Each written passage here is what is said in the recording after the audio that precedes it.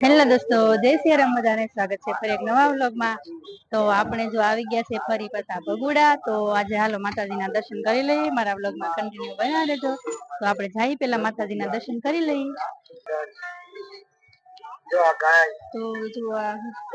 Park છે, બધા વાહનો પાર્ક કરવામાં આવે છે, આપણે સેવા કરતા હોય અને અહીંયાથી પછી આપણે જઈએ એટલે કોનું છે માતાજીના દર્શન કરવા। અને કેમ કે ત્યાં તો આપણને શૂટ નહીં કરવા દે, પણ આપણે બની શકે તેમ માતાજીના દર્શન કરાવીશ, કોશિશ કરું દર્શન કરાવવાની। તો વ્લોગમાં કન્ટિન્યુ રહેજો, કેમ કે આપણે માતાજીના દર્શન કરી લઈએ।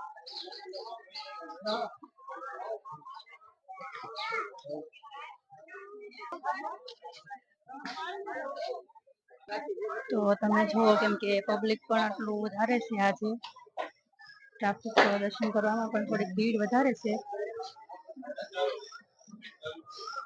તો અહીંયા તમે જોઈ શકો છો, કેમ કે માતાજીની માનતા માનેલી હોય અને માતાજી એમની ઈચ્છા પૂરી કરી હોય અને આશા પૂરી કરી હોય તો એ બધા ભૂલકાઓના ફોટા અહીંયા લગાવેલા છે। તો હાલો માતાજીના દર્શન કરી લઈએ આપણે। માતાજીના દર્શન થઈ જાય, બધા માતાજીના દર્શન કરી લ્યો। હાલો હવાર હવારમાં બધા માતાજીના દર્શન કરી લ્યો।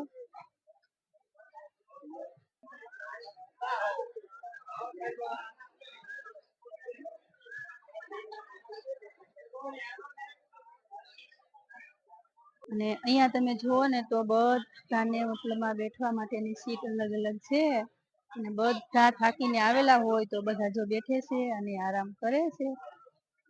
કેટલા બધા રીંગણા મતલબમાં પડ્યા છે, અને એમનો પ્રસાદ બને છે, ખાવા માટે શાક બને છે। તો ઢગલા મોઢે પડ્યા છે અહીંયા રીંગણા।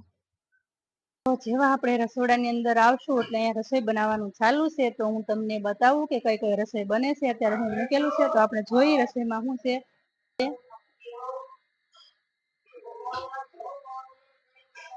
તો આ ટોપમાં બને છે ગરમા ગરમ દાળ, અને આ ટોપમાં મુકાયેલું છે અંડો। તો આમાં જો ભાત બને છે, મતલબમાં ભાત શેકાય છે એમાં।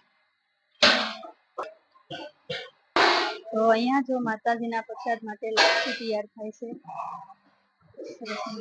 શાક બધું સંભારીને તૈયાર થઈ ગયેલું છે। તો આમાં લાડવાનો પ્રસાદ તૈયાર થઈ ગયેલો છે, કેવડું મોટું વાસણ છે, એમાં લાડવાનો પ્રસાદ તૈયાર થઈ ગયો છે। અને આમાં લાડવા બનાવવાના કે એમનેમ જ રાખવાનું? બનાવવાના લાડવા, બનેલા છે। તમે જોઈ શકો છો કે અહીંયા લાડવા બનીને તૈયાર થઈ ગયેલા છે, કેટલા અઢળક લાડવા છે, ને છોકરી આખી ભરી છે એમને। તો મિનિમમ કેટલા માણસોનું રસોડું થતું છે? હા, 10-15 હજાર માણસો। રોજનું કેટલું થઈ જાય? 2000 માણસોનું। અને જયારે મતલબ માતાજીનો ઉત્સવ ને એવું હોય ત્યારે કેટલું રસોઈ બને? 3 લાખ। તો હાલો આપણે ત્યાંથી તો દર્શન કરીને આવી ગયા છીએ, અને હવે જવાનું છે આપણે ખોડિયાર માતાજીના દર્શન કરવા। અત્યારમાં નાસ્તો ને એવું તો કઈ કર્યું નથી, પણ જોઈએ છે આપણાથી ચડાઈ જાય કે નહીં, તો ટ્રાય કરી। તો હાલો કન્ટિન્યુ બના રહેજો વ્લોગમાં, આપણે જઈએ।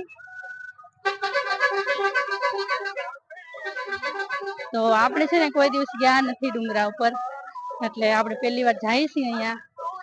તો જોઈએ છે આપણાથી ચડાઈ જાય છે કે નહીં, મતલબ આ પગથિયા નથી, રસ્તો જ છે રોડ। કેમ કે હવાર હવારમાં હજી મોઢામાં પાણી નથી નાખ્યું, કેમ કે સૂરજ ભગવાનના દર્શન નથી કર્યા, અને સૂરજ ભગવાનના દર્શન કર્યા વગરના કઈ પણ મોઢામાં આપણે કઈ મૂકતા નથી।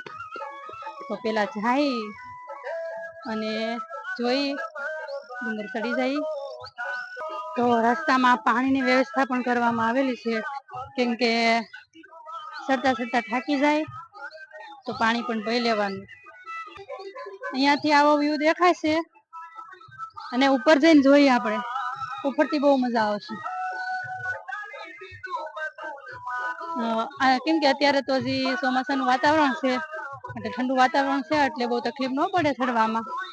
પણ તડકો હોય તો થોડીક આપણને પણ તકલીફ તો પડે જ છે।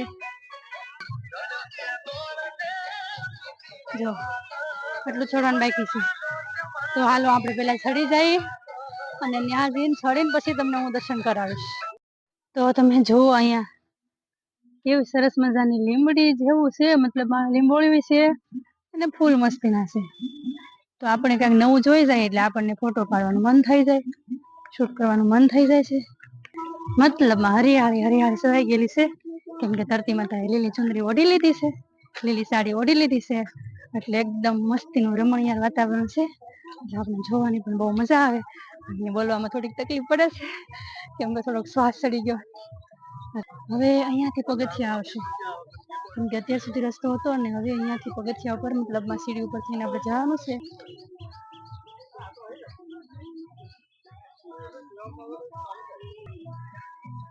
તો હાલો આપણે પણ હવે સીડીએ ચડવાનું ચાલુ કરી દીધું છે.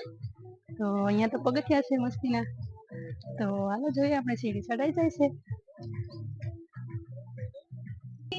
તો ફાઇનલી આપણે માતાજીના મંદિર ઉપર આવી ગયા છીએ, ખોડિયારમાંના દર્શન કરવાના છે. તો હાલો ખોડિયારમાંના દર્શન કરી લઈએ, કેમ કે આપણને બહુ કઈ તકલીફ નથી પડી, થોડીક તકલીફ પડી છે. હાલ છે પેલા દર્શન કરી લઈએ અને અહીંયાથી આપણે જોઈએ કે એનો વ્યૂ કેવો દેખાય છે બધો નીચેથી. તો અહીંયાથી આ માતાજીનું મંગલમાનું મંદિરનો વ્યૂ કંઈક જો આવો લાગે છે. અને સૂરજ ભગવાન પણ ઉગી ગયા છે મસ્તીના.